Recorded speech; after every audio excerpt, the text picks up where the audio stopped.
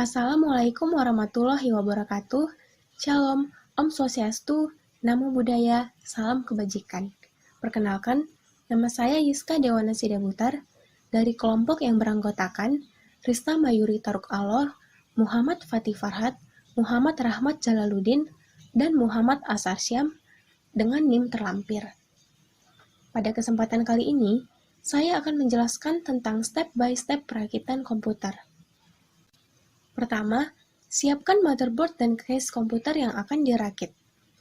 Motherboard berfungsi sebagai sebuah tempat atau wadah untuk memasang komponen komputer. Tahap ini bisa dilakukan dengan dua cara. Pertama, memasang semua komponen pada motherboard, lalu memasang motherboard pada case komputer. Dan cara alternatif lainnya, yaitu memasang motherboard pada case komputer, lalu kemudian memasang seluruh komponen pada motherboard. Selanjutnya yaitu pemasangan prosesor pada motherboard. Sebelum memasang, oleskan sedikit thermal paste pada soket prosesor. Kemudian, pasang prosesor sesuai dengan soketnya. Lalu kunci prosesor dengan menggunakan tutup dan tuas besi yang disediakan oleh motherboard. Dan jika sudah terpasang, oleskan lagi thermal paste pada permukaan prosesor. Di mana thermal paste pada prosesor tersebut berfungsi untuk melancarkan suhu panas pada CPU agar mudah dilepaskan ke udara, sehingga prosesor tidak akan cepat panas. Tahap selanjutnya, pasangkan heatsink atau fan prosesor. Hal ini juga bertujuan agar menghempas udara panas pada prosesor dan mencegah prosesor tidak overheat.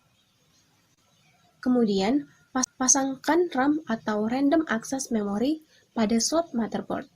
Di beberapa tipe tertentu, motherboard bisa menampung hingga 4 keping RAM sekaligus hingga 64 GB. Dan beberapa tipe lainnya dapat menampung hingga 2 slot saja.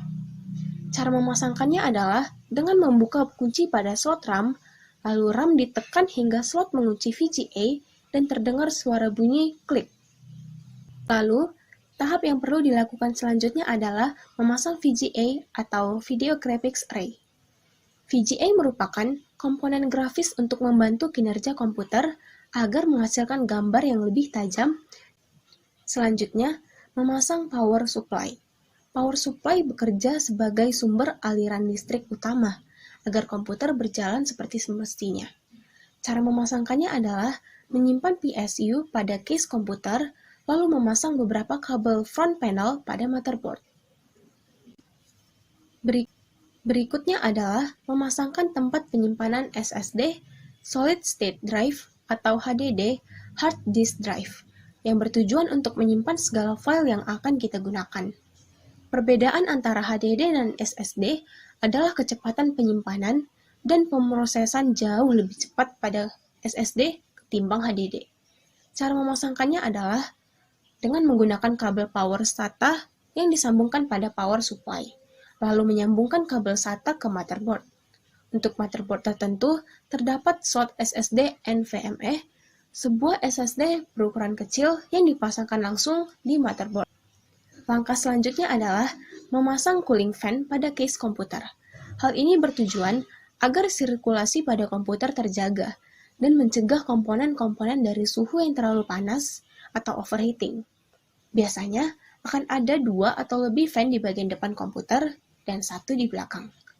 Fan di depan digunakan agar suhu terdorong ke belakang, dan fan yang di belakang berfungsi mengeluarkan udara panas. Langkah terakhir adalah merapikan kabel-kabel pada komputer dan menutup case komputer agar komputer tidak cepat berdebu. Jika semua langkah sudah dilakukan, pastikan semua komponen dipasangkan secara baik dan benar agar terhindar dari hal-hal yang tidak diinginkan.